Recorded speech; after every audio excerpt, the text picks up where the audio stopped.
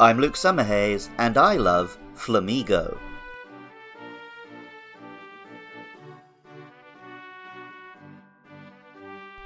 Flamingos are a small group of 4 species of bird, known for their long necks, thin legs, and pinkish-red coloration.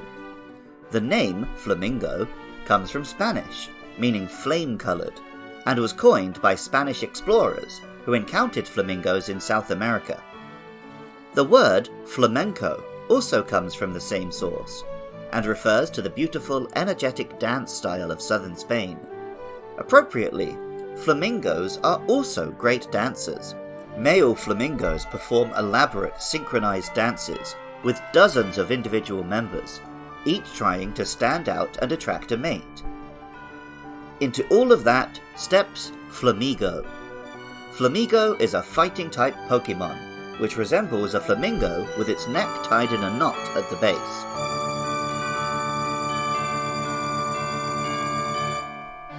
Pokemon Scarlet explains, "This Pokemon apparently ties the base of its neck into a knot, so that the energy stored in its belly does not escape from its beak." I have a little history with Flamigo. Having avoided as much pre-release content as I possibly could, I tried to go into Pokemon Scarlet and Violet completely unspoiled.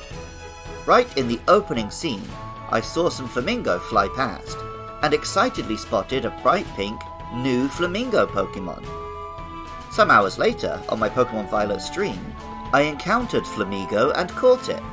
It was a similar level to my other monsters, and a fighting type, so I started using it right away, only to discover it was a bit of a beast. I actually used it all the way through my playthrough, and along with Espathra, these 2 flightless birds absolutely defined that journey for me. I'd actually stumbled, quite naturally, on what turns out to be a pro speedrun strat. Flamigo has a nice range of moves, a fairly decent attack stat, and can be caught early on, and has the ability Scrappy, which lets it hit Pokemon who would otherwise be immune. This all adds up to mean that catching a Flamigo and using it for the whole game is actually the main route for speedrunners, who can beat the entire game using just this one Pokemon in around 5 hours. The name Flamigo combines flamingo with amigo, the Spanish for friend. My Flamigo, whom I named One Peck Bird for its ability to demolish opponents like manga hero One Punch Man, was indeed my friend.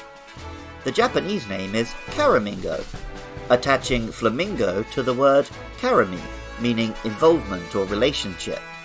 This is referring to the synchronized flamingo moves we talked about earlier, and Pokemon Violet tells us, "Thanks to a behavior of theirs known as synchronizing, an entire flock of these Pokemon can attack simultaneously in perfect harmony." Flamigo has come under some criticism for looking pretty much like a normal flamingo, or at best a plastic garden ornament of them. I think the knot in the neck does enough to make it a pocket monster, but I can see how people might miss that. Perhaps a more fun version would be a 2-stage Pokemon, starting with that small knot and evolving to have a big elaborate neck like a curly straw. Some have speculated that Flamigo's design is based on a balloon animal, which would certainly make sense, or that the round body and the folded wing are supposed to be a boxing glove, which I think is a stretch. Personally, I don't think Flamigo needs to be anything more than it already is. It's not just a flamingo, it's a friend. Music for Luke Loves Pokemon is composed by Jonathan Cromie. Artwork for the show is by Katie Groves. Writing, producing, and editing is by me, Luke Summerhays, while funding is provided by lovely listeners at patreon.com/podcastiopodcastius. Our next Pokemon will be Cetoddle and Veluza, so if you have thoughts about those or any other monsters, hit me up with a DM or an email to lukelovespkmn@gmail.com. If you like this podcast, please rate and review wherever you're listening, or tell a friend. And if you want to hear more Pokemon chatter from me, come by twitch.tv/lukelovespkmn from 9 PM UK time. Even if you don't feel like doing any of that, thank you so much just for listening.